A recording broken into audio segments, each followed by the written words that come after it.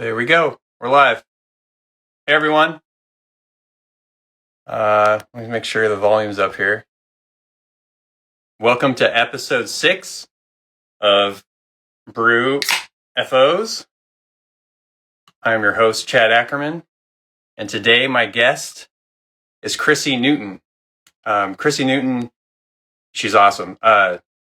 She's a journalist. She's a host of a podcast called Rebelliously Curious that the site called the Debrief, that they do science. They talk about science, technology, sometimes like UFO stuff. But I found her through Rebelliously Curious, and I also listened to her. She's a co-host of a podcast called Somewhere in the Skies with Ryan Sprague, which is awesome.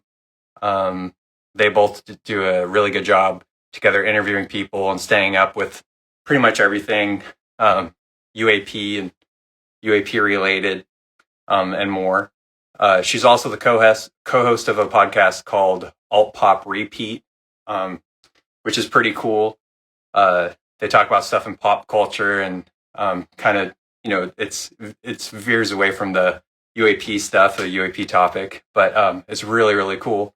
And she's also, she's the founder of a PR company called Vocab Communications. So she's got her hands full. She's got her plate full. So I'm really excited to talk to her today. And let's get her on here. Hold on. Got to send her.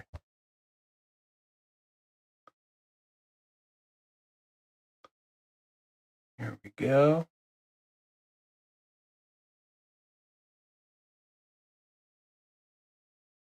And you guys think I should be better at doing this right away, but this is me with technology.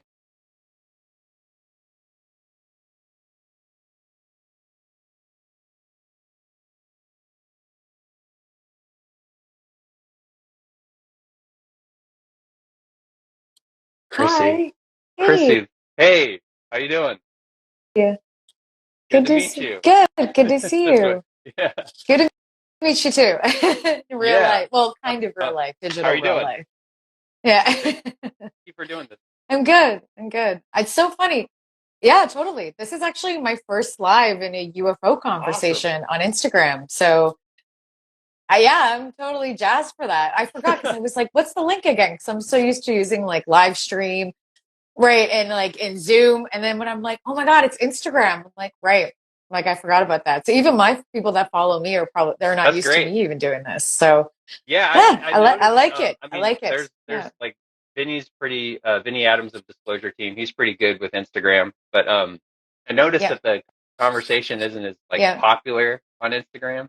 And I was like, man, like maybe I should try to like do most of these and start this to get people more involved and, knowledgeable about what's going on. So, that's cool to hear. 100%. I agree. It's true. And you're right. The conversation on Instagram about UFOs isn't that big. So I wish it was. And I just saw Marie jump on, who's my co-host of All Pop Read. What, Marie? Yeah, that's cool. Yeah. I know you just hopped off of a podcast you did with Paul Hynek. And if people don't know, that's J. Allen Hynek's son. And J. Allen Hynek was like the scientist and he's the physicist, right? For Project Blue Book and yes. Project Sign, Project I always call it Project Grunge, but it's not. It's Project Grudge. It's, from the 90s. I know. For some reason, I always screw up and call it Project Grunge. Yeah. That's the project from San Francisco, the Nirvana's project. But no, it's Project Grudge. Yeah, and he would be. People could, if they know the UFO topic, Sean Kirkpatrick would be like the equivalent of the modern day Alan Hynek to a degree. Yeah. Some people might not agree with to a degree. Some people, because he's a physicist, he's a scientist, so there is, but some people might not agree because J. Allen Hynek was way more, I'll say it lightly, a believer. And Sean Kirkpatrick is, I've heard, more of a skeptic. Yeah. But and I guess I've noticed too, a lot of people that will take this seriously, like scientists or physicists, they actually start to study it. Yeah. They always have like kind of a paradigm shift, like Yes. John Mack, for instance, and then J. Allen Hynek. Like, those are some people that like come to mind. But I wonder if that will happen, or if it's happened with Sean yet. But I don't know.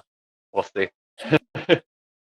I don't know. I know Avi Loeb has been in his ear, and he wrote that paper recently with him. So they co-wrote that. I've heard that he's, Sean Kirkpatrick has heard some pretty wild UFO stories in Congress right now. So we'll see what comes forward. And I don't know if his paradigm, he's going through his paradigm shift. Yeah. He hasn't gone And through I mean, it the already. hearings, for So those of you that we'll don't see.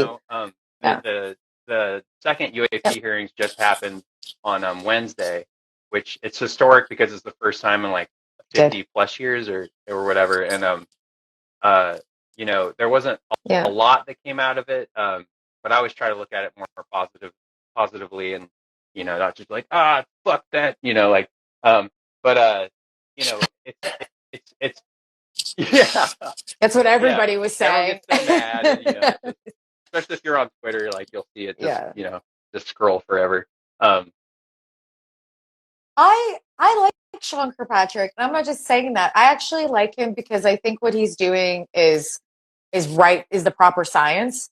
He's creating, like Project Blue Book did with J. Allen Hynek, created like a way of categorizing UAPs and how to track it and how to investigate it. He was the first person to ever do that, along with Jacques Vallée, creating the database.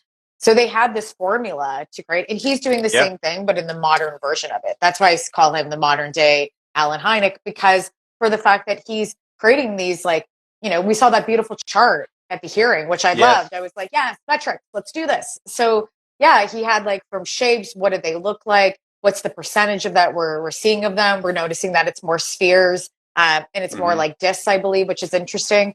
So he really, outside of that, he was capturing all this data, which is amazing.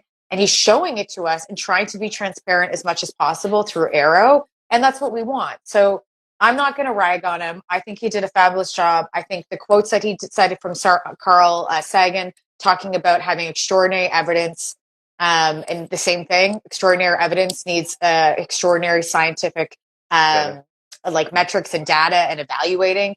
So I'm glad of what he's doing, and I'm happy he's there. And I prefer, to be honest, more of a skeptic in Arrow, just so that they can be rigorous at looking at this rather than believing everything that's coming through, because I think that's more dangerous than just, if we're screaming aliens and that's not the case and we don't know what it is. I'd rather have somebody that's more of a skeptic in there than somebody who's a true believer. And I know I'm going to get ranked for that. Let's talk about these it is two what words it is. you just said, because they, both of them bother me. And I know there's maybe a lot of people don't like this as well, but the aliens thing, it's we don't know what it is.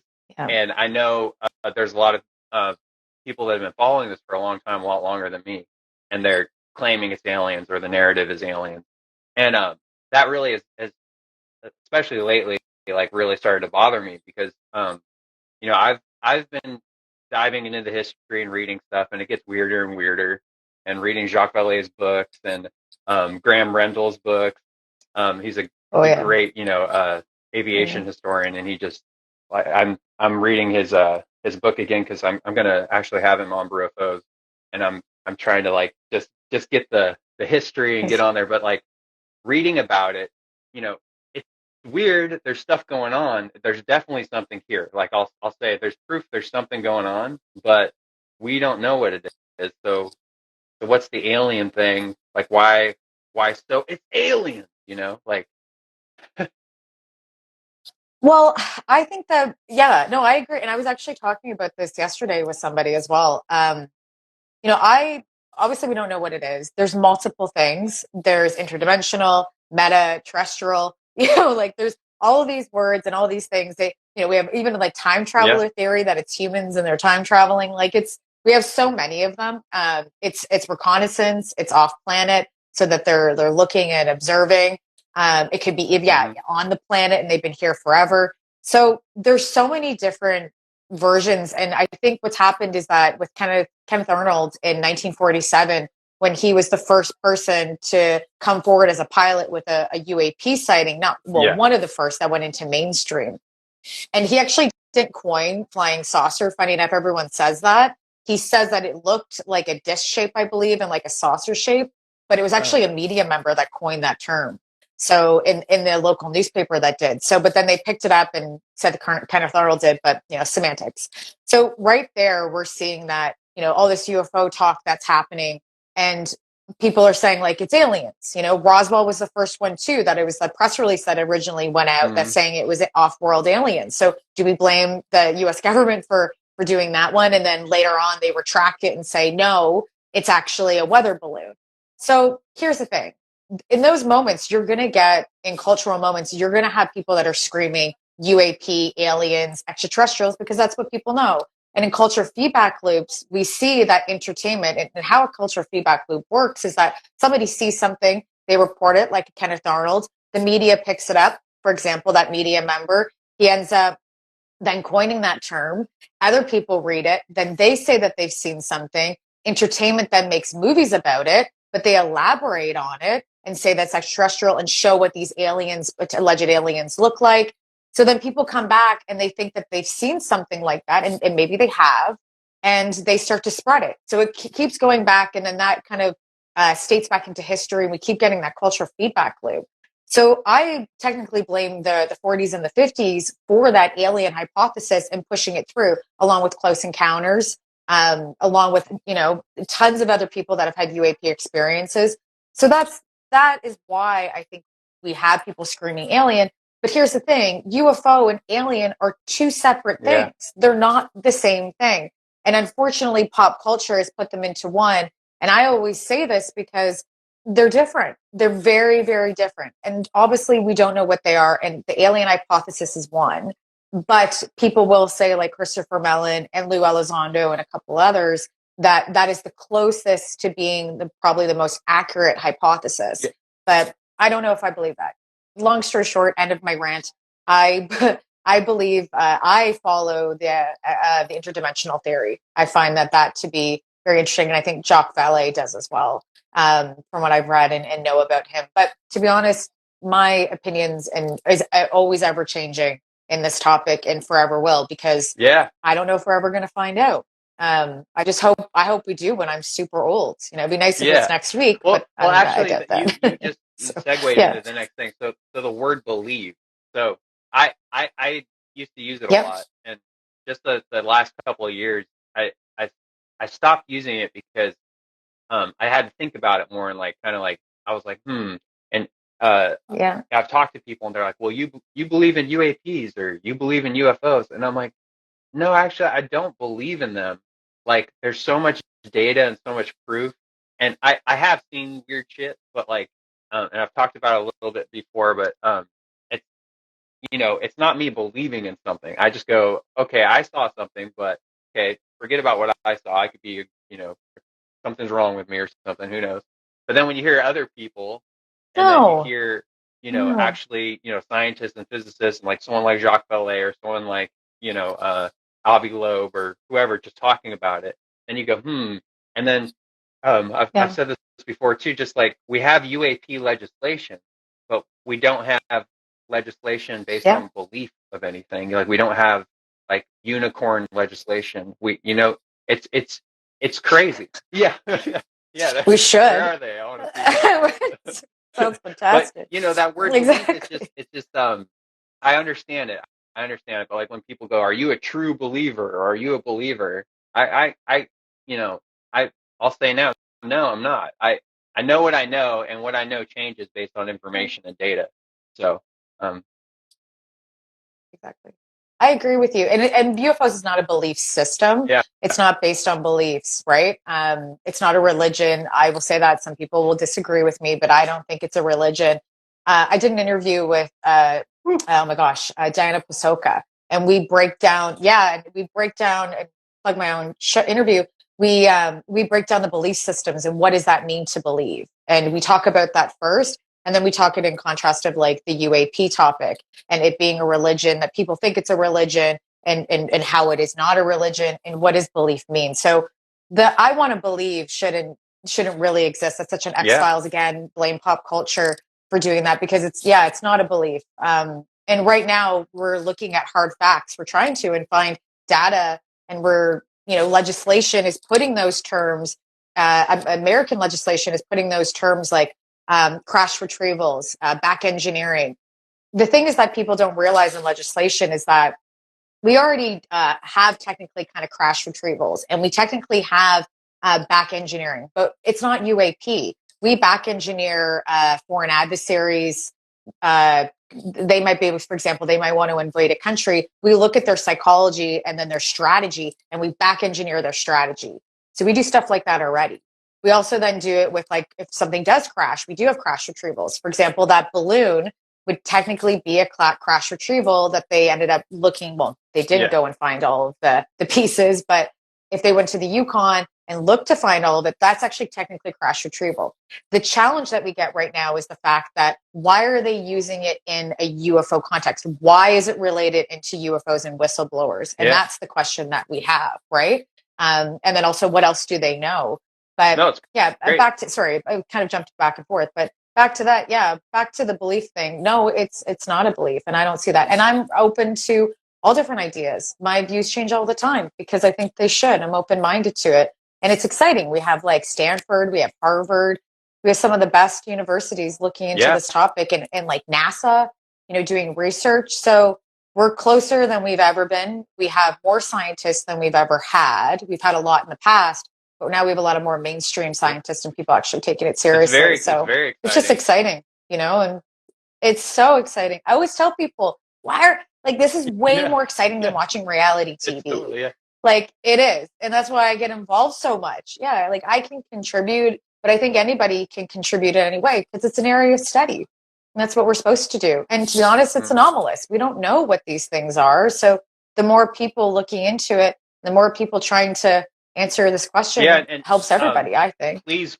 plug your podcast. I mean, that's, Rebelliously Curious is so great. My wife and I, that's how my wife and I found you. And you have some of like the best questions. Like sometimes you'll ask a question, we're like, that's what we were thinking, oh shit. And you talk to some of these scientists. I mean, a lot of these scientists. I wrote down some of the people you've talked to too, but you've talked to Avi Loeb from Harvard. You talked to Lou Elizondo, and he ran our UAP program, ATIP. You've talked to Christopher Mellon, which his title is always so long, and he's the former assistant secretary of Undersecretary of Defense, for the Clinton and Bush administration. I know that took me a while too. Trust me. But you've talked to Dana Pasolka, who you brought up, and I read her book because Vinny Adams of Disclosure Team told me to read her book. After reading her book, my mind was pretty blown, and I didn't know too. Like halfway through, I kind of connected, and I guess everyone who read it already knew. But like, I was like, wait, James is Gary Nolan. Like when she talks about James, I'm like, oh, and I was like freaking out. Then I like went online, and I'm like, oh, everyone already knows. Like, and that's the best part about this narrative. It's like Pentagon, Skinwalkers at the Pentagon. Axelrod is actually Jay Stratton. And so if anybody's read it, that, he had a whole experience on Skinwalker Ranch. And Micah Hanks and I were actually at SCU last year, and Travis Taylor, Dr. Travis Taylor, kind of like hinted at it. Literally, Micah, I just mentioned you. Welcome. I'm like, like, how did you know that timing? You just came in there like right when I mentioned your name. Your ears started burning. I'm like, I was. He was like, she's going to say my name right now. So what I was saying, Micah, is that the J Axelrod. And so Travis Taylor mentions it. And then Micah said to me, he was like, that's Jay Stratton. And he put two and two together. And we were sitting there. And then, lo and behold, Jay Stratton does come forward and starts talking about what happened with him and him working at the Pentagon and yada, yada, yada in the DOD. But Micah connected the two. So I think that's the best moment, because you have those like ahas and you're doing your own investigation, which is fun. And it's real. Like you're saying, it's not like it's not better than reality TV, because it is reality. and we're trying to figure out what reality 100%. is. Yes. And why not? And that's why I love your show too, because the name of your show, okay, it's like Rebelliously Curious. Thanks. Okay, so like it almost feels like rebellion to be curious, because it's weird, because like a lot of my friends from high school or growing up, or like I have family or whatever. I don't know if this is like the same for you. It might be, but like you try to talk to them about this stuff, and it's just like, oh yeah, it doesn't affect me. I don't care. Like kind of, or like it's over my head, or oh, you're into aliens. No, I'm not into aliens. But like, how do we lose that curiosity? Yeah. Like I'm so fascinated with people that still have curiosity, no matter what like subject. But how can you not be curious about UAPs? You either don't know enough, and then when you start to know more, you're like, oh, like there's something going on here. This is really interesting. So I think that's when you start that paradigm shift. But I thank you for saying you like my name, because I had somebody that does podcast advertising, a company, tell me that Rebelliously Curious seems like it's an 80s porn. No, not at all. It's cool. I was like, no, it doesn't. And they're like, it seems, I'm like, you're curious. I'm like, no, like get your mind out of the gutter. I'm like, it's not. Yeah. But I agree. Like people are curious and they want to know, and they're scared to ask questions. And that's why I like to have the show, because I don't know everything, and I'm okay to say, I don't know. And I want to learn. And selfishly, it's like education for me, the show. I get to ask questions that I'm really curious about and would like answers to some of like the best scientists or experts in the space that I can ask. And then also like, hopefully for like you're saying, if I ask a question that you have too, then I'm asking for my audience and for myself. But for me, it's almost like sometimes a part of a thesis, a curiosity, 100% selfishly just learning and applying things to praxis. Because if I wasn't, it's funny, I would be watching this content anyway and reading it. So just like you, I apply into something that's practical and I think is practical and fun, and be creative. Yeah. So that's what it's about, and not being serious, but sometimes not being too serious so that your guests think that you're difficult or hard. So I try to play that. Yeah, no, it's great. Ground, and the fact that you are with Ryan, is it Sprague or Sprague? Sprague. Okay. Sprague. Yeah, I guess sometimes with Sprague. Yeah. Yeah. I did the same thing too. Yeah, I feel bad for him because he recently got his ears damaged, and that's like when I was reading what he was telling everybody about it, and hopefully he gets a full recovery. But shout out to Ryan. I hope you're okay, buddy. You heal quick. Yeah, I think he's healing right now, which is really good. I'm like, I hope so, because you need your, when you're podcasting, you need your ears. That's for sure. That's also a great podcast of, those of you who don't know Chrissy, and, please go check out Rebelliously Curious and Somewhere in the Skies. And also, let's talk a little bit about Alt Pop Repeat. You did a vegan episode, and I'm plant-based. So I thought that was a really cool episode. All right, nice. Because again, like I know it's different than your other podcast, but like it was really cool, like how you guys talked for a little bit about like Beyond Meat and Impossible Meat and stuff. And like I hate that shit, but like people eat it, and they're like, I do too. I'm not the biggest fan. Or I'm being healthy. And it's like, dude, have you read that? Have you read the ingredients to that crap? And I mean, I do love animals. That I started, I went to the me and my wife started for health. That was our first reason, was for health. And then we love animals, and then it kind of like, just kind of grew from there. But, I really love that episode. I just, so again, that's another podcast everyone should go check out. Thank you. Chrissy's involved with. Yeah, All Pop Repeat is a lot of fun. I do it with one of my best friends, Marie Nicola, if she's still on here. Marie is just like, she's a pop culture historian. And so she knows way more about pop culture than I do, but I obviously follow the narrative as well. But it's fun because what we do in the show is we sync up counterculture and alternative culture and subcultures, and then show how it bridges to mainstream reality, like how it sticks to, or how it syncs to reality. Mainstream, God, reality, mainstream pop culture. God, Chrissy. And so we've been doing that. We did two seasons of it. We're launching a third season with the Big Comedy Network, which is really exciting. And so we'll have a third season come out. We're hopefully going to go to YouTube with it too, which a lot of people like. So the opening of the show is we talk to an expert or a celebrity within that counterculture. So we've done like Tommy Chung. We talked to Coolio before he passed, sadly. Before he passed. We've spoken to like tons of different. Jeremy Corbell is actually in it in our first episode. So don't mind that because that's like so old. But it's like at least 3 years old. So my thoughts of UFOs have obviously grown. But it's a great show. And we're excited to reboot it. And it's fun because I get to do it with one of my best friends. And the best part of it is that Bree and I don't tell each other our syncs. So after we do the interview, we have something called where we sync it up. So we talk about those catalyst moments that turned the subculture or the counterculture into mainstream pop culture. And then what happens is like, we'll sit down together and then we like surprise each other on stuff. And then we use clips generally to show each other clips or examples of what we're talking about. So it's funny because you get real reactions and, Marie's hilarious and we get to play. So I miss doing it, and I'm glad we get to redo it. Go back and forth, and like it's cool. It's like you're.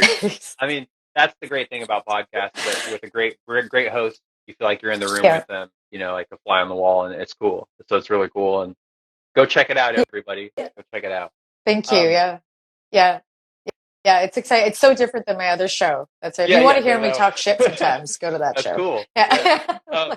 I do this almost every episode. I laughed with Sean Rosh of Witness Citizen last episode. But do you have a beverage with you? I got to do this in the beginning. Okay. Can we cheers? Do. Here we go. Let's cheers. Thank you. Do. Because sometimes I will not cheers. drink or anything or have a sip. You have to do the German thing. You need to look me in the eyes. Here we go. I made it weird. Cheers and look in the eyes. Make it weird. That's okay. Yeah. We say it's the German thing. Like when you cheers each other, gotta look each other in the eyes. You just did a panel with Randall Nickerson, and that was for his documentary Ariel Phenomenon. And the best, I would say, UAP documentaries I've seen is probably the Phenomenon and Moment of Contact with, right when I'm with my friend James Fox, and then Randall Nickerson's Ariel Phenomenon is just phenomenal. So, I mean, how did that go? I know you just did it, and did you interview him at the panel then afterwards? And can you talk a little bit about it? Yeah, it was. Yeah, totally. So we did it in Los Angeles. It was at the Regal Theaters downtown, which is like a beautiful theater. And Whitley Strieber was there too, the writer of Communion and a whole bunch of other books. He's an experiencer himself as a child, but in regression, he didn't know he was a child. He had it as an adult, his experience. But later on, his contact experience was found out through regression that he's been dealing with this since he was a child. So he was there as well, speaking on the panel, and Randall Nickerson. So we talked about the themes of the movie. We really started off with that because it has so many, and I really, please go watch it, anybody, if you're interested in the UAP topic. And if you're not, it's like, it will blow your mind. If you've never heard of Ariel School, it's unbelievable. It's a true story that happened in Zimbabwe, Africa. And it was a mass sighting with over 60 children, potentially now over 100, that saw a UFO and then beings come out of this UFO when it landed. It's unbelievable. The BBC covered it. I'm forgetting, oh my gosh, Tim Leach from the BBC covered it. Amazing reporter and journalist, unfortunately, has passed. He was there. Cynthia Hind was a ufologist and a UFO researcher that was in Africa that was there. John Mack was there, a #1 Harvard psychologist that led the department in Harvard psychology and had a lot of patients that were experiencers as well. So long story short, we watched the film and then we talked about the themes because Randall focuses on religion is a big one in it, actually, and the belief of spirituality and the concept of belief that we talked about and the spirituality around this and what people feel. He talks a lot about John Mack's life in relation to the experience and then experiencers. And then they obviously break down, they take Emily, who was one of the 60 students that ended up seeing the in the documentary, and ends up following her around and brings her back to Zimbabwe. And I think it was over 20 years since she's been back.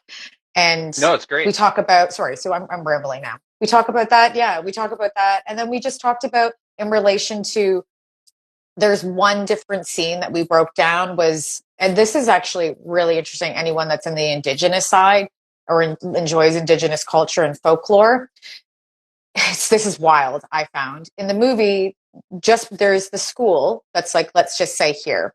And then around it are these rocks. And so when the UFO landed in the fields right by the school, just below it was a burial ground, an Indigenous sacred burial ground. And so the folklore within that community, way before this happened in Ariel, would talk about these beings, exactly what they would look like, and that they've landed here before, that they've landed in Zimbabwe before. So Randall takes them to that sacred site. So we talk about, he breaks down a little bit about the Indigenous connection to that area, what it meant. That's just fully not in the film. It's just a section. We told him he needs to release that whole thing because it's very common, allegedly, that when UFOs land, they do land on a lot of sacred burial areas, which is really unbelievable. And there's some correlations there along with the Indigenous community. So we talk about that. And then we did a whole audience asking questions too about what was going on in the Senate recently and the hearings. And it was an amazing screening. And it was really nice to just meet people that I talk to online all the time and meet them in real life. I think, everyone should go check out that Ariel Phenomenon documentary. And after that, go watch Chrissy's interview on Rebelliously Curious with him because it was great. It was a cool interview. Thank you. The religious thing is weird to me too because when I started reading Jacques Vallée's book, and he kind of goes through all the sightings like through history. We read a Passport to Magonia and then Wonders in the Sky, and then I was I was noticing this pattern of they'll something will show up and want. It's almost like it starts a religion or affirms a religion, but it's not a single religion. It's different religions that we already have, and it's almost like it's weird.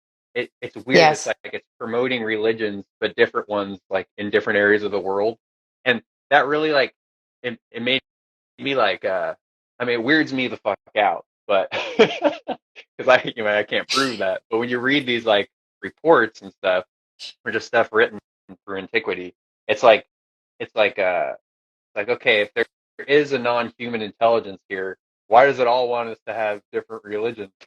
Is it because they want us to split us up and confuse us, or what's going on here? It's so weird. I don't know. And things happened all over the world, right? At the same time, things were happening in Egypt, where things were happening within the Mayan civilization. So there is that that connection. There is that connection, mind connection, that we know doesn't technically kind of exist. We've proven that through science. So I don't know why it happens, but it's, when one person is thinking of something else, there's probably another 20 people that have the same concept or idea going on at the same time. So it's that conscious connection around the world, which is unbelievable. So, and people like Gary Nolan that are from Stanford that are looking into stuff not exactly like that, but in relation to ETs and what does that mean to our mind? How is it related to our consciousn's to a degree? And so there's something that when I interview him, and I love this. This is my favorite part because I love stuff about neurology. And he breaks down the brain, and in the full brain, near the middle, not the pineal gland, there's something called the cauda putamen. So there's two factions of the cauda putamen that's in the middle, and an experiencer, and this could happen maybe in this conscious connection could be attached to it too. But in the middle of where the cauda putamen is in the brain, they said experiencers that are people that have had UAP, experience or close encounters of the third kind, or have had an alien, let's say, experience that they say is allegedly an alien. They look and have examined their brain, and they've realized that the cauda putamen is enlarged and it's overactive, which is really interesting. So, and then when they look at other people that haven't, they have a smaller cauda putamen.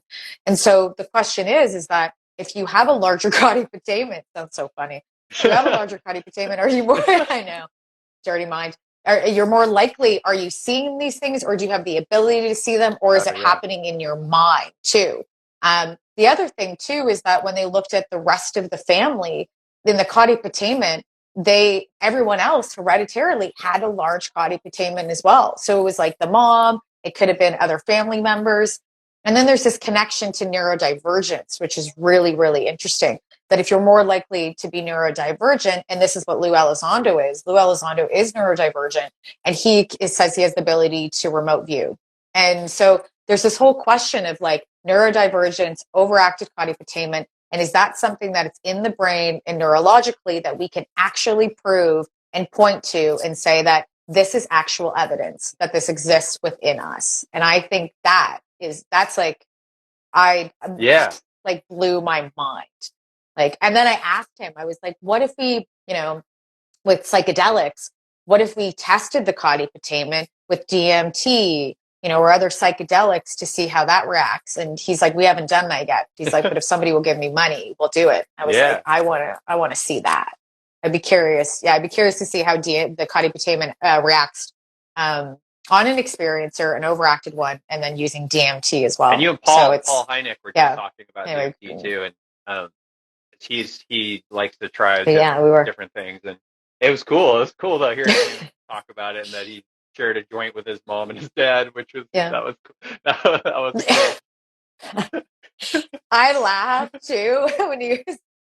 Well, I was like, I'm like, is your dad Jay Allen? He sounds like a cannabis user, but he wasn't. But I love his family is so cool. And to be honest, Paul Hynek is like one of the nicest people I've ever met in this community. Like, he's just, for someone that has like such a notable father and a notable family, and even himself so notable in what he does as CFO in film and entertainment, along with like all the other research he does, he's like the funniest, most approachable, nice guy. And I always say that Jacques Vallée's the same way too, and I always laugh because I was like, I wish, like, I know Jacques, but I wish I would have met Paul Hynek too, because he just seems like he's just such a lovable, fun, great guy. And that's exactly what Paul is. So if you ever see Paul Hynek, please talk to him. He's just super intelligent. He's amazing. Like, he's one of my favorite people. About so many things. And, totally. Funny. And funny. And you brought up the neurodivergence thing too. My wife and I found out that we're on the autism spectrum just recently. So I think it's been almost 2 years. Might be yet. But we always suspected something was going on. But we finally got diagnosed. And I know Katie Howland of Disclosure Team 2, she just recently got officially diagnosed. And I started realizing too that a lot of people in the UAP UFO community are neurodivergent, and it's really cool, like to like start making these connections and being like, oh, that's weird, But I'm neurodivergent as well. I'm dyslexic actually, and I've actually never said that publicly. Yeah, I am. Like, I can read and write, and my comprehension is there. There's different degrees of being obviously neurodivergent on a spectrum. But I always say that's my superpower. It's made me be able to do multiple different things, and I'm actually happy. I would never change it. I would never change it. Yeah, I'm actually proud to be neurodivergent. I know that for some people, again, like the spectrum is so big with neurodivergence that for some people, they need a lot more help, and and to them it's more, they aren't as capable and they need help, and I totally understand that. So, but you just saying that too is awesome, because I think other people, that have it as well, but like, oh, rad, Chrissy has it, like I can do this, and like, and also, I don't know if this is how it is with you, but having that, it probably was. Did you want to like overcome things more, or did it give you more of a drive to be like, I got to work at this more, Oh yeah, like for sure. It's like you have to find ways to cope so that you can do things, efficiently. Like, I'm not the best speller all the time. Like, you'll actually notice in my podcast, sometimes it's my syntax, and people have called me out on it, and I'm okay with that, because there are times that it happens because it's the way my brain thinks and the way that it processes. So, I'm cognitive of it. I know that, and I can work on it and get better, but it will always be something that's part of me. And I'm okay with that, and there's other things to help you, like being dyslexic, for example. I can still read, but what happens is like things like jump all over the place. So then I'm consistently, while I'm reading a book, it might take somebody, take me double the time, right, to do it. But I still do it. I still read lots about, UFOs. That's been just last. I always tell Micah Hanks this. I was like, he reads a book in like 4 days. It takes me like double the time or longer. But I still do it because I enjoy it. But there's ways to deal with that. There are actually programs online that you can download that like spaces the words out more so that your brain, when you're reading, it doesn't jump. And when I actually downloaded the app for my phone, I was like, That's oh, that feels so good. I was like laughing because I could. And there's more things that are happening. Instagram is really great for dyslexic stuff. I have friends of mine that have ADHD and they talk about it all the time. So there are things that I use, but it's my superpower. Like people always have, being dyslexic, they might think that, oh, people are stupid and they can't read and they can't write. And that's like far from the truth, to be honest. I always laugh, not comparing myself, but Albert Einstein was dyslexic. And Jennifer Aniston is dyslexic. Like there's talks about, I think Pablo Picasso was, like so many people are, but there is, again, a variation in degrees, and you can find tools and tactics and stuff. And if you're cognitive of it, you then just know what your strengths are. And being in public relations, I still have to write a lot. It takes me a little bit longer, which is fine, but I know my system now. I know what to do. And I also know what my strengths are. So I play to that. And that's what everybody, I think, even just being neurotypical or neurodivergent, that's, I think, the best way to be successful is finding things that you're good at and what your strengths are, and just applying them to those jobs or anything, or art or anything that you like to do. Thank you so much for saying that. Yeah. I think, totally. Yeah. I have no problem saying that. Yeah. And, it's a topic I didn't know we'd even go into, and it's cool that, it was brought up and you talked about it. For me personally too, like, since it's so, fresh, like I'm still like realizing and understanding stuff and looking back through my history and being like, oh, that makes more sense, or this makes more sense, or, I really like being alone. But it's rad because my wife does too. So like we like to have our own alone time, but then when we come together, we like come together, like, let's hang out, let's do this and that and that. But I'm a musician, so like being in a touring band or being around so many people was always really hard for me. So every band I was in, why don't you hang out? Why, you got to sign shit after shows. You got to like, and it was always like a little too much for me. Like being on stage, you're kind of separated from it. And then as soon as the show's over, it's like, okay, attention, go away. But the attention's still there. And it was just like, oh, like, how do I deal with this? And I didn't really have the tools then, but now understanding it better, it's like helping me like go forward and trying to figure out, what do I want to do now? Like, like try to figure out what I want to do. So. Yeah, I can relate to that too. I actually, funny enough, spend a lot of time alone too. But I like it. I'm the same way. I'm like an extrovert introvert. Like most of the time people are like, how do you do all this stuff? I'm like, well, I work during the day. I do a lot of PR stuff with the Debrief, and then obviously with Vocab Communications. And then at night, like I go to the gym, and then after the gym, I come home. And then I just research stuff. So I'm home a lot, by myself. So, and like learning by myself, but I'm the exact same way. I enjoy it. I'm okay in my own skin, in my own company. But there are times too, like I love talking to people and meeting them in real life.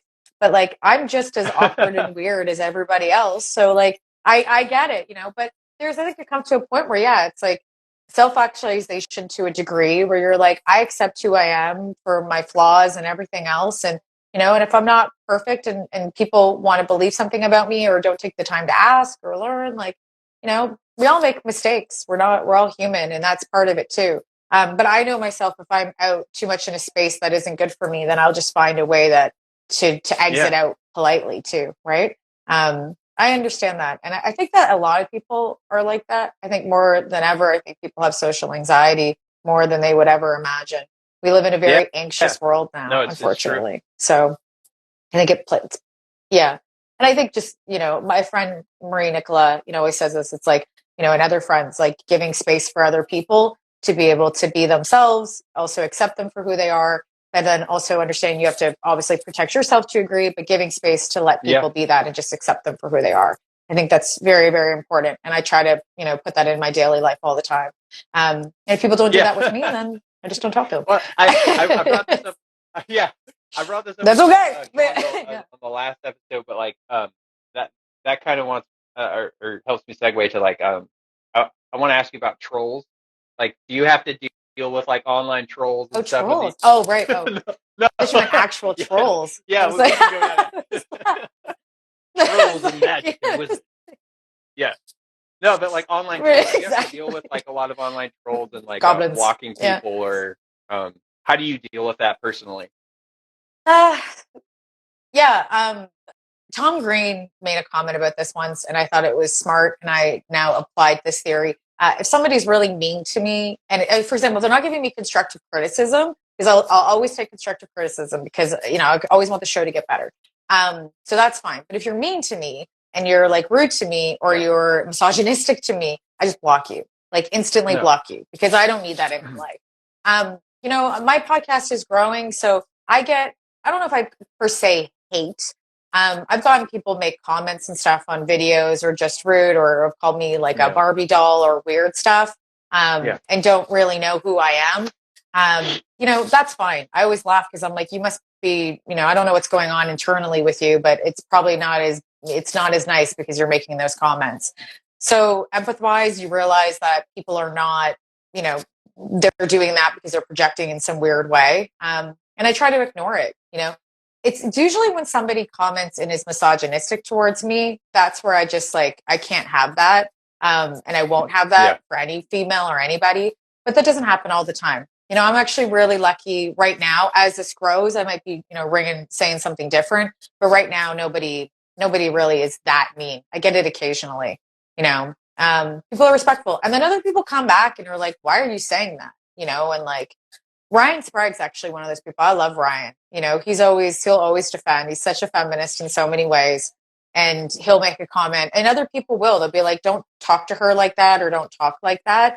But yeah, that's it. I usually just block, delete, ignore, and then move on with my life because I realize that those people have more going on in their life than they need to deal with if they need to like verbally, hurt somebody online.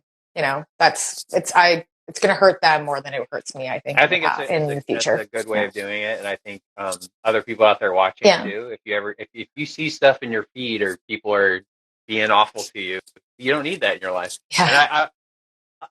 And do you get it? Do you get it on your end? But again, like I've learned, because before even, because, it's not just in UAP community. It's like Sean Ross was saying, too, like it's in almost every community that online there'll be some troll saying just because like something's going on in their life or they need to spew out that hate to feel better about themselves, but then they feel awful so they keep doing it and it's like a drug. But like I used to respond to certain things, like especially like maybe like a political thing or like whatever, and then I just felt like really gross after, or like if I saw somebody, I go, oh man, like fuck that guy. Like, maybe I should say something. I'd be like, why? But like, now it's more just like I don't respond, and if you don't respond at all, that's what I've learned too. Is like they stop. You don't feed them. It's like sugar. It's sugar. If you give them, if you respond to sugar, that's all they want. Yeah. They want the attention. And but there's also some, there's people that are really like, let's talk about belief again, but like there's people that are really like they're set in their belief, and so they feel like they have to almost like convert you to no matter what it is, and so that's what there's this passion behind it, and it's not really trolling, it's like a passionate like you do not know but I do, and so and I understand if somebody thinks I'm attacking their belief system, right? I can see that they can take that personal, but there's ways to go about like having those conversations online that are proper. I'm the same way. I don't follow it. I don't contribute to it. I block them, or I don't feed it. I just don't feed it at all because it doesn't make sense. And also I I don't want to do that. I don't have time. It's exhausting. It's exhausting. And also when you get that message and you read it and you're like that feeling of like, oh, like I'm just so low for like that minute. And then after, and then those things can like, if they really do say stuff that's horrible, can tag you for so much longer. And I try not to do that. I just try to let it go in the moment. Unless it's constructive, right? But yeah, I don't want, and I don't want to do that to someone. I don't want them to do it to me. So yeah, I have a rule on Twitter. You know, Instagram, I don't get as much because I can just delete. I don't have to read it if people are trying to send me. Right. So I just don't just ignore it if people are trying to be rude or whatever. But with Twitter, if I see it and I open it up, then I just block instantly because there's no room for that. And I don't want that. And that's the beauty of having our own channels and being able to control that is I get to control what I get to see and view. Right. And hate speech and violence does not agree. And I don't want to also just what a horrible way to have your day. And no thanks. What you're saying there too, like once you start kind of forming your own community, it's like your own channel, like, okay, block all this noise. But like, I've been noticing too lately, like just the community that I've kind of formed or follow and that I react with, they're all so positive and they're all just trying to figure out, they're all curious and they're all just trying to figure out what's going on. But you know, a lot of them, you know, they want equal rights for everybody and they care about humans and they like, you know, and it's just like, oh, this is cool. Like, you know, it feeds you, you know, your feed feeds you. Yeah. When I go to conferences, it's true. And like, even when I go to conferences in this UFO topic, you know, some people will say, like, again, it's not a religion, but it's a community. People call it a subculture. I call it a counterculture because I think it's more of a movement of change that we're looking for. Mm-hmm. And that's what countercultures do. They're movements. So I like it. Like when people are like, oh, I don't want to be associated with the UFO community when they contribute to it. I think that's kind of ironic. You're doing it right to now. me. Yeah. It's like you're contributing to it means you're automatically in it. You're in it. So I laugh when people say that because they're like, well, I just don't want to be part of the UFO community. And I'm like, no, I'm actually happy and proud to be part of it. I was like, and I'll just say that. I've always been since I was like a little kid. I've always loved it. My dad and I when we first went to the first conference I ever went to, I think I was like 25 or in my 20s. And I walked into the conference. It was Alejandro's UFO Congress, the International UFO Congress in Arizona. And I looked at my dad and I was like, these are our people. And he's like laughed at me. He's like, Chrissy. I was like, no, I'm serious. I'm like, because I felt like I could have these conversations with other people. And that's the best part about conferences and like meeting people is you don't like, you talk about yourself and people talk about their experiences and they're open to talk about it, which is really great. But then what also it is just, it's a place that you don't have to talk about yourself. You talk about the phenomenon. So everyone who has an interest point, you instantly have something that you like, and everyone has different opinions, and you can have great conversations. And that's what I really love about it. Like I've sat with so many different people from variations of like, scientists to like, you know, a random person that's from Nevada or anywhere from around the world. And we'll all sit together because everybody's open to have those talks. And they want to learn and they're curious and that's nice. And I learn a lot too. I learn a lot from other people. And there's just a really good vibe that comes with it. I've never been to a conference where, or a UFO event that I've been like, oh, you know, I feel horrible. Like it probably does happen at times for people. But no, I always feel that it's always good. It's always educational. You know, it's not people running around with tinfoil hats, which everybody thinks, you know. And to be honest, I think I'd laugh if they were. You know, it was like just the whole fun of it. You know, I'm like, it's a place where people go, they learn, they get to express or talk about their experiences or then learn more information. Like I've heard directors from the CIA talk, like unbelievable. When are you ever going to go walk up and talk to a director formerly from the CIA? Like it's what? And everybody's accessible. That's also the other thing. There isn't like, there's UFO celebrities, but like they're not celebrities. They're everyday people that are journalists or filmmakers trying to answer this question about the phenomenon, and they're accessible to a degree. And a lot of them are, and they will talk to you. They'll be nice to you. They'll answer questions. You know, majority, I would say 90% of those people and researchers and scientists are always open to have more conversations. Yeah. So that's why I like it. That's why I've always been part of it. Yeah.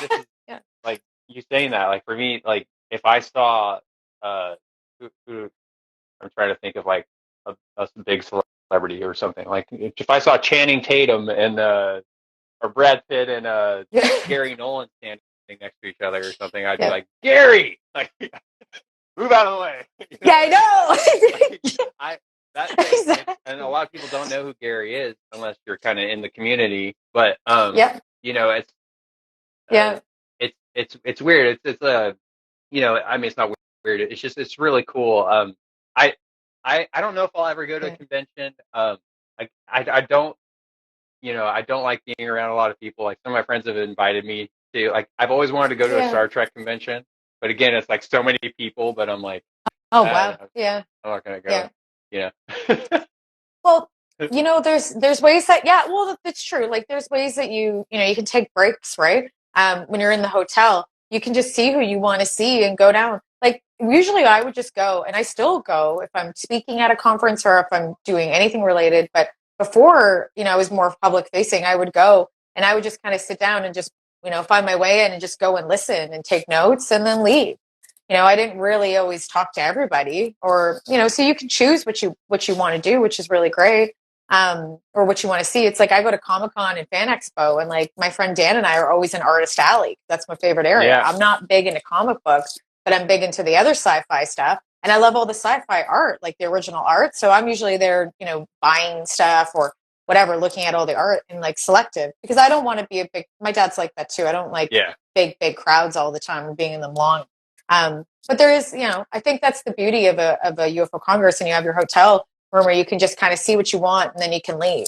And you don't have to talk to people, you don't have to associate, you just get to learn, because you can just sit there and you, at the UFO Congress, it's wavered into all different attendance, but all different conferences, but the larger ones, sometimes like 1,000 people in the room. So you're just like a dot in that room, just learning. Right. And that's it. So that's how I look at them too. Because there's times that I go take breaks and stuff like that as well. So you're doing a presentation, I feel that, Contact in the Desert, right? That's the newest thing coming up. When is that? That's I'm on this Sunday, but it's June 4th. It's 2nd to 4th, and mine's I think on the 4th at 7:30 at night. I think that's the time. I just saw it yesterday. So I'm really excited. I'm talking about media and government, but from a PR perspective. So I'm going to break down misinformation campaigns, disinformation campaigns. I'll have some original interviews from, like, looking to book one right now with Christopher Mellon to talk about the mechanics, of government and how it works. A lot of like just past research, even from J. Allen Hynek, how he talks about in his book, the Hynek Report. He speaks about UFOs and how the government would work in the early 50s, 40s, and 50s and the 60s around this topic and what they would do. So breaking down misinformation campaigns, talking about media outlets in general, not just individual clippings. Like Life magazine has covered this. New York Times, actually, not a lot of people know, have covered UFOs for a very, very long time. And how generally small independent outlets cover this, and then how it goes mainstream, how it did in the early 50s. So, and then I'm going to do some exercises. I'm going to ask people within the room if they had to see a headline for disclosure, what would that headline look like, or what would the press release headline be, and get people to share their thoughts on that. So I'm going to do a little bit of a workshop mixed with like a lecture and some videos too, and some original interviews that people haven't seen yet. And then I also break down, I've done this before with, oh my gosh, he's going to kill me, from, Brian from Bender. Politico. Got it. Thank you, Brian Bender. With Brian Bender, I do an interview with him about how he was seeded the story, the breaking news story, before Leslie Kean in the New York Times in 2017, the breaking UFO news story. So we talk about how that ends up happening and how journalists work. So I'm going to break that even more and get Christopher Mellon to talk about government in UFOs and media and PR, but then also talk about how that ended up happening and really just break down the mechanics and show some clips and stuff like that. And then I'm actually going to find somebody. I'm right now in the midst of finding somebody who works, I won't say what outlet, but a very large outlet, as an editor-in-chief that used to work internally in the government in the Pentagon and was a spokesperson and did all of this stuff, like a former Susan Goff. So I'm going to do an interview with him. I'll release that as a podcast at some point. But I more of like, what's the workings and how does people like spokespersons from the Pentagon end up seeding this information to media, and how does that work? Because that part is so important to what we understand and how we follow this topic, because what the government tells the media is what we end up learning a lot of the time. So I'm going to break down those fundamentals. And then so people can leave, when they leave the lecture, they can ask better questions to specific, to other people in the UFO world, anybody else, to media members, to government, and, have a better analytical view. That's my goal in this, so that they understand those mechanics better and how PR people do play a real big hand in it, unfortunately, at times. Just like Lil Zondo said, that disclosure is a process, it's not an event. I think you doing that is really helping people. I mean, because you know so much about PR, and it's like it'd be cool to. I mean, just that little growth, those little seeds you're planting too, is going to help people better understand and have the tools to like go forward with this. And the fact that we can all communicate now and share information and all that, it's like I think that's what the process of disclosure is. Like what is disclosure? It's all the truth of certain things coming out, and all of us kind of like doing our part with what we can to kind of like help. Like, we're all into this together, everybody. Like, let's stop fighting and let's figure out what's going on here. Like what is this shit? Yeah. Right. No, I agree. And also, like, just for people to understand, like, Susan Goff's the spokesperson from the DoD. They rag on her and give her so much shit. And so understanding that she's not always the person, shooting the messenger sometimes, right? So it's really finding out, like, understanding how government works and works with media and communicates the stories to us is important for it. And knowing who those key people are within the government, so that we can actually ask them better questions, understand how their process works, because that's a really big part of it.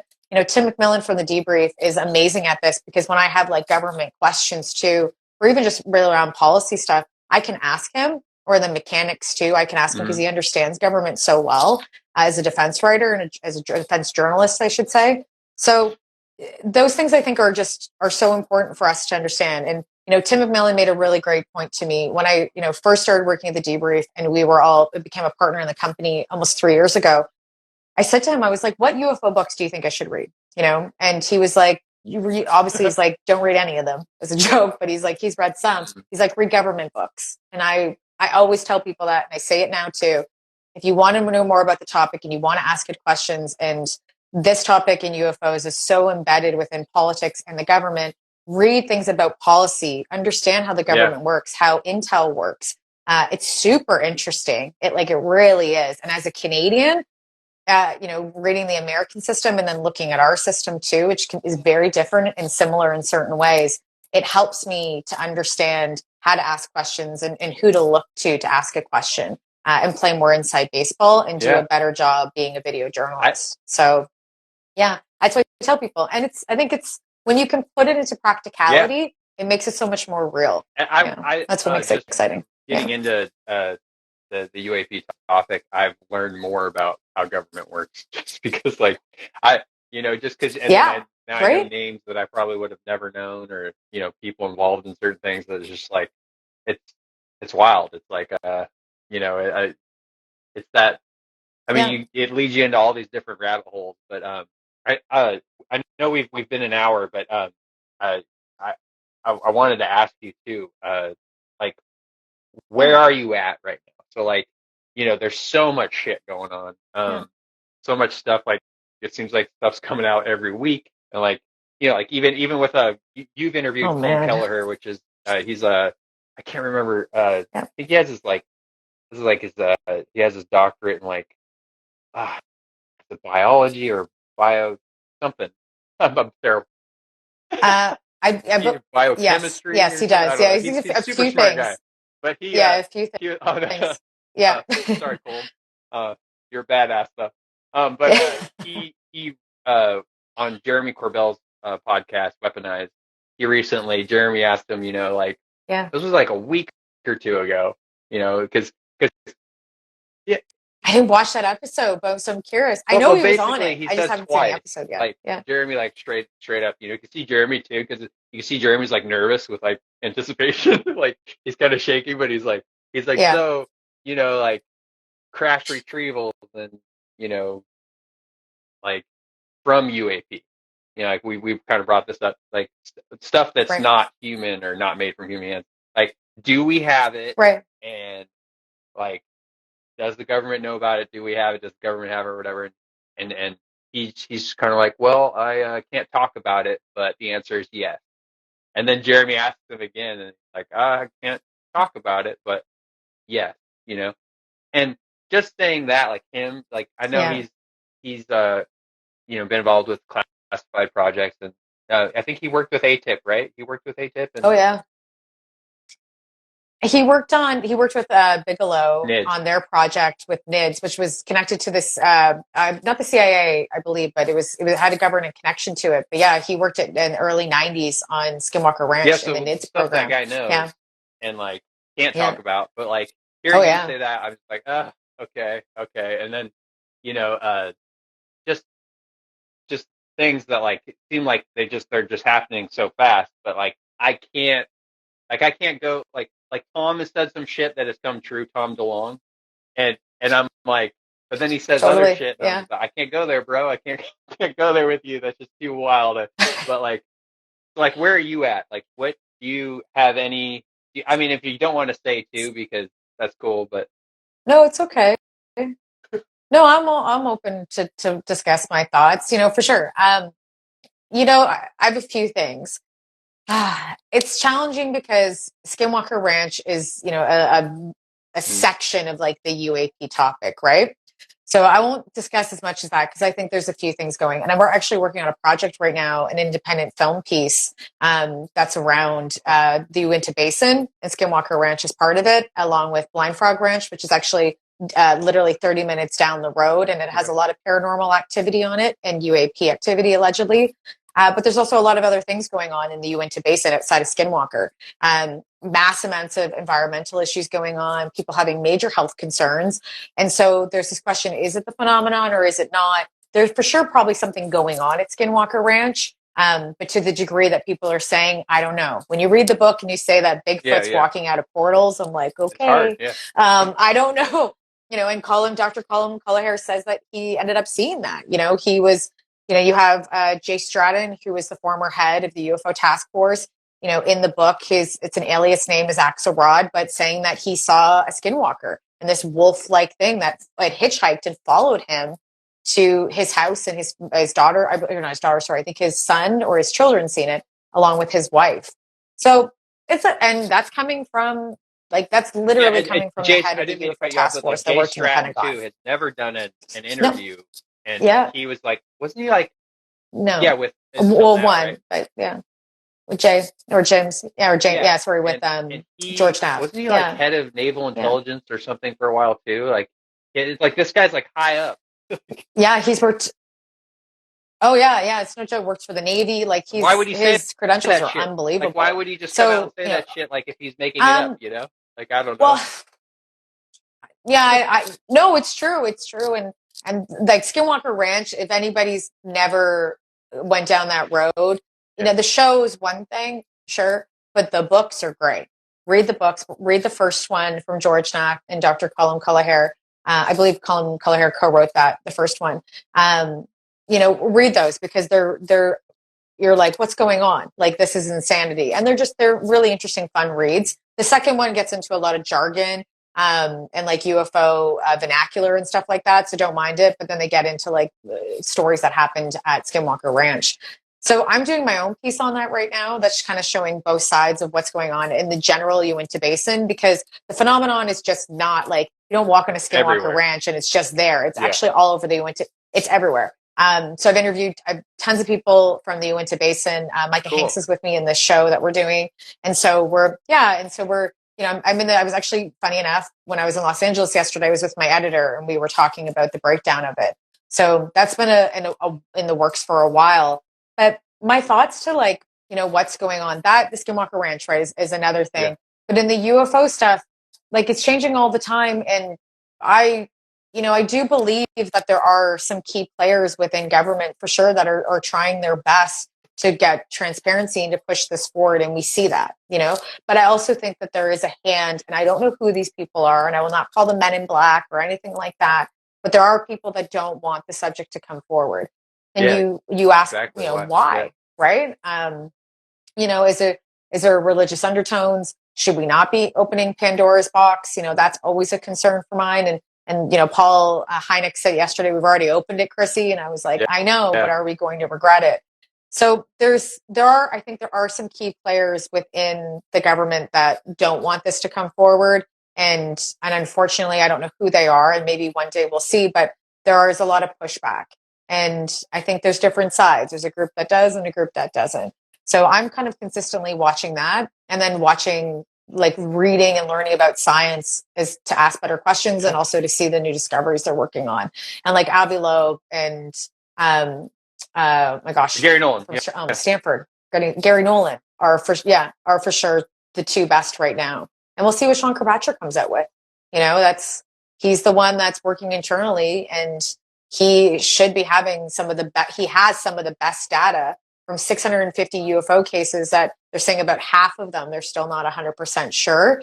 You're looking at cross correlations from multiple different projects from the 1930s, from Project Sign all the way up to now. You have so much data that you can look at and analyze, and so many whistleblowers and so many stories, that we're just in the beginning of this. And so I think when we get closer to the end of interviewing everybody that has had experiences or have information about UAP crash retrievals, when we get to that point, we'll have more data to look at. Hopefully it's public, and we'll come to some better conclusions. And my thoughts might change again. Are you but long story short, you mentioned earlier, when we started, you said possibly maybe interdimensional is more of and not aliens, but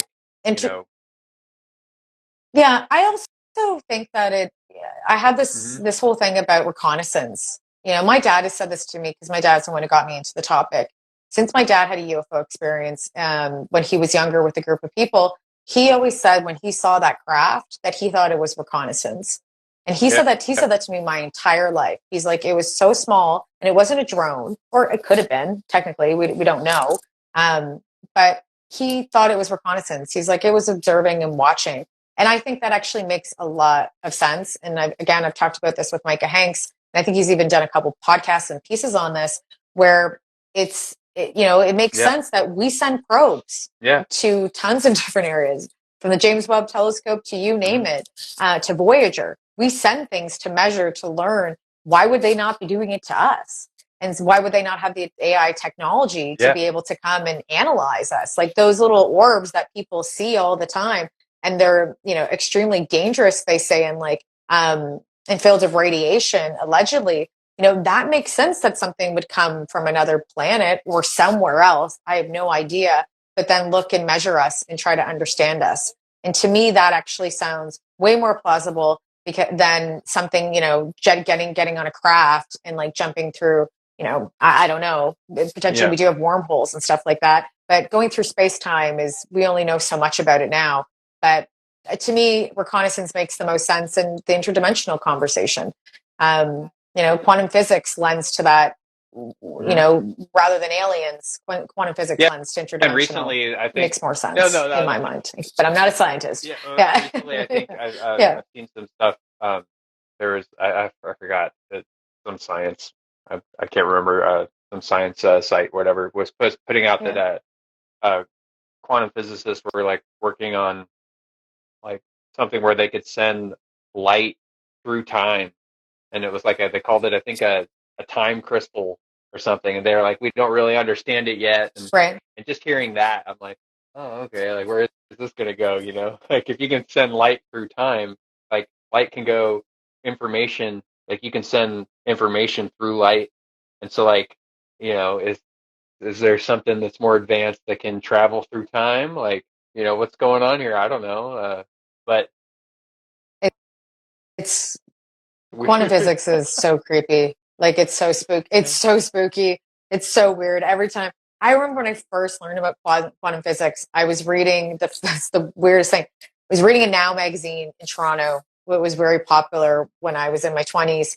And this little section in the film section said, "What the bleep down the rabbit hole?" And I would always go when Blockbuster was a thing. I know, great. I age myself a little bit.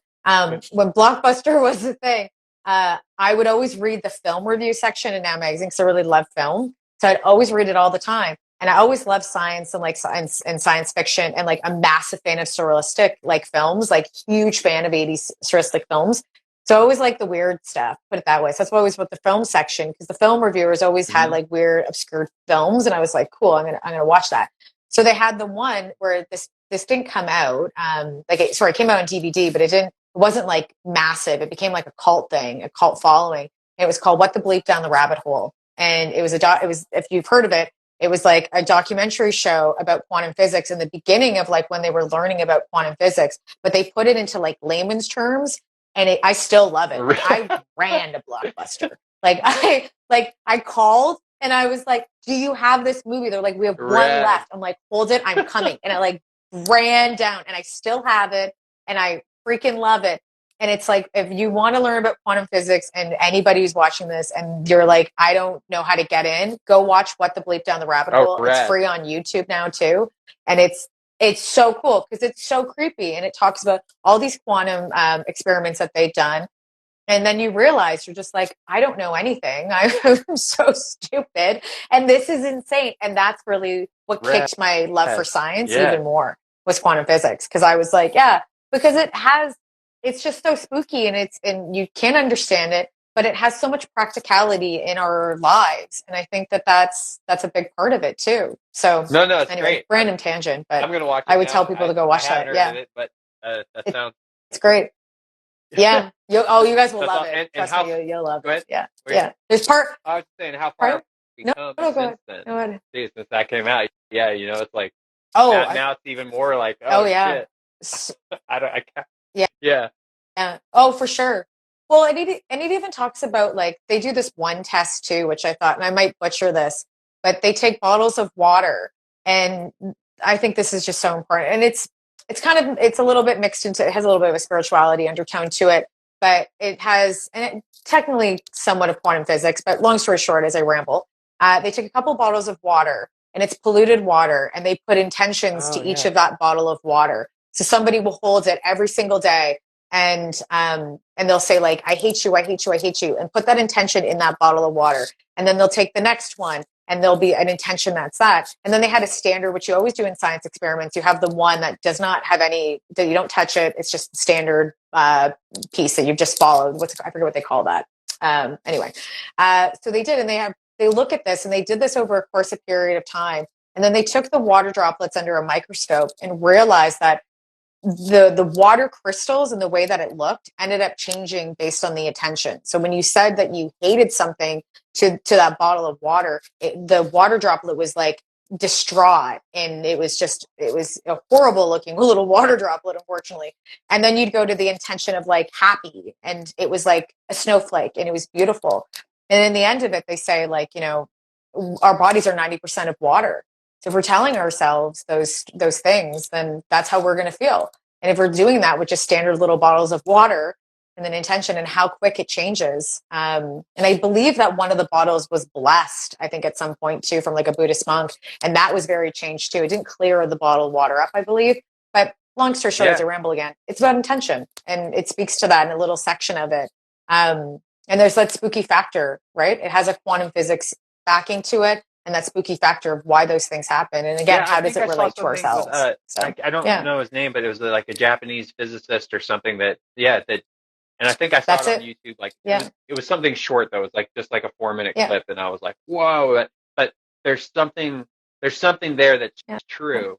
So like that we know, like your intention, whether it's the energy or your consciousness or something, like it really does ripple out. Yeah. Like it affects everything around you. Yeah. Well, and they say like, and you have like when you're making choices in your life, and in quantum physics level, it's like you've done something, but then there's also like that it's still going, like your other choice, or there's another version of that's happening somewhere else. And I think that to me is like scary as crap. I think about that all the time. Is that what keeps you up? What keeps you up at night? I think.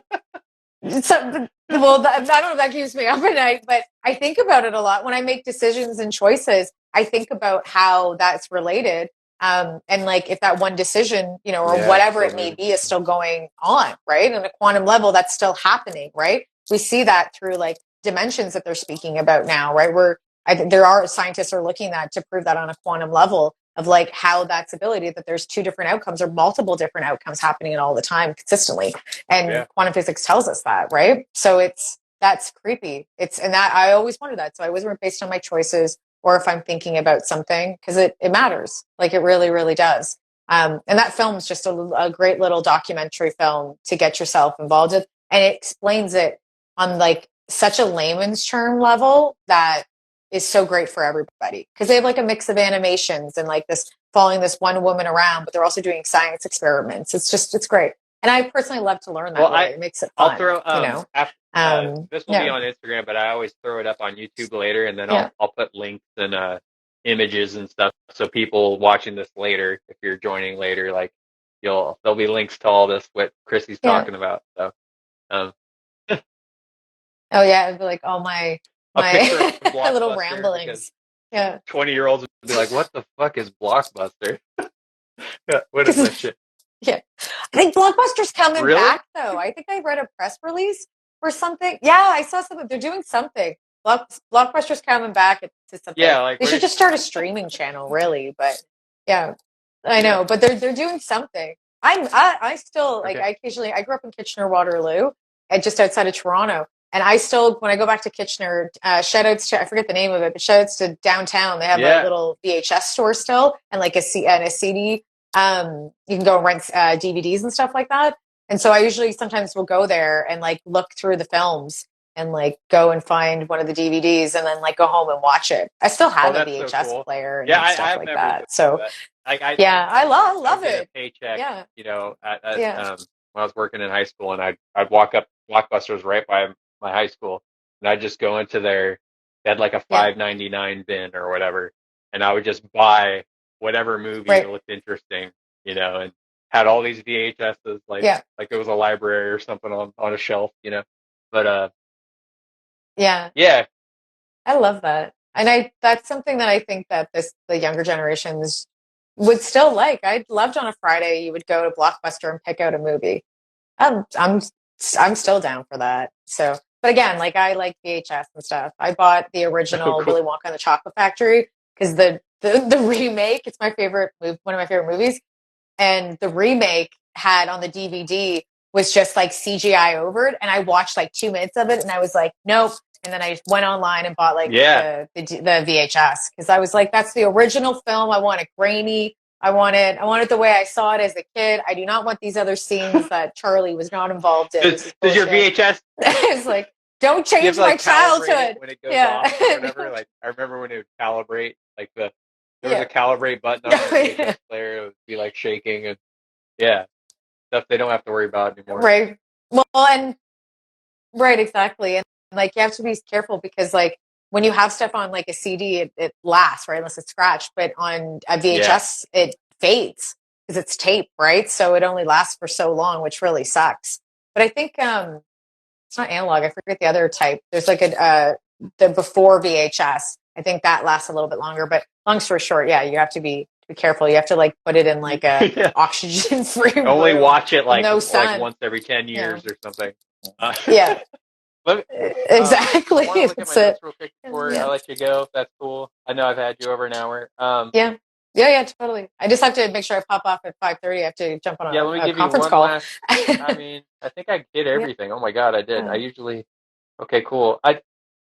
One quick thing. Have you been familiar with Lee Berger's work at all? Lee Berger's the anthropologist and archaeologist. No. Okay, no, I don't think so. That's a person I was like, I can't wait for Chrissy to interview. But Lee Berger basically in 2016, I saw this documentary where in South Africa he found this like hominid that's called Homo Naledi, and I don't know if you follow Tiny Klaus on Twitter, but Tiny Klaus always posts about him. But when Tiny Klaus started posting about it, I'm like, oh my God, like somebody else like paying attention. But basically Lee found this like. It's like 3.5, 4 foot hominid that had a smaller brain than ours that was upright walking. And he has a new book coming out this year. But basically, everything's being peer reviewed right now. But he has. Isn't that I think Micah did an article on this. in the debrief. I think so. Yeah. Cause sorry, I don't mean to cut you off, but I'm like, yeah, I think I've heard something of like this. I didn't know who the archaeologist was though. Or the anthropologist, sorry. Yeah. I think he might be both. And I could be messing it up. Sorry, Lee, if I am. But yeah, the documentary is great. I think PBS Nova did it, and then I think it was on Netflix. I can't remember the name of it, but it's Homo Naledi. And basically, he's saying he has proof that they invented fire before we did. They were cooking with fire, and they were using tools. Oh, wow. And we're talking about like something that like, wow. He's basically trying to, or his theory or whatever that he's saying he has proof for is that a hominid with a smaller brain actually has more credit than like, and we've been taking it for ourselves, like, so I didn't know if you were familiar with it or whatever, but probably. No, it's funny that you said that because today and yesterday I was looking up just booking interviews with people, and I was thinking about going down the road. Micah Hanks wrote that article about finding, like an upright hominid.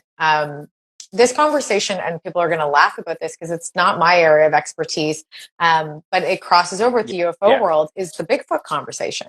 So like I talked to so many people, message me of Bigfoot communities, they're like, hey, Chrissy, do you want to come and talk about UFOs with us? And I'm like, sure. So I was learning about Bigfoot. Mike Hanks is a huge person around Bigfoot. And so there's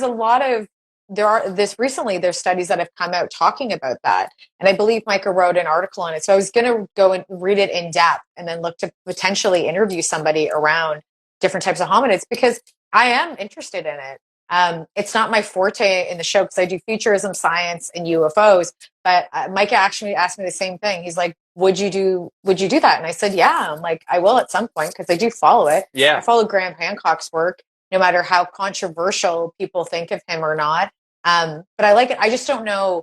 I know a little bit about it. I just don't know tons. And so as I grow in this space, I kind of lend to start moving into those categories too. So at some point I will. But I'm glad you said that because I've been thinking about it. Because I mean, it's not Bigfoot. It's more, he's evidence based. But I think his book about it is coming out. I don't know if it's June, but I think it's this summer. It's coming out. But I can't wait to read it because I'm like, what is going on here? Oh.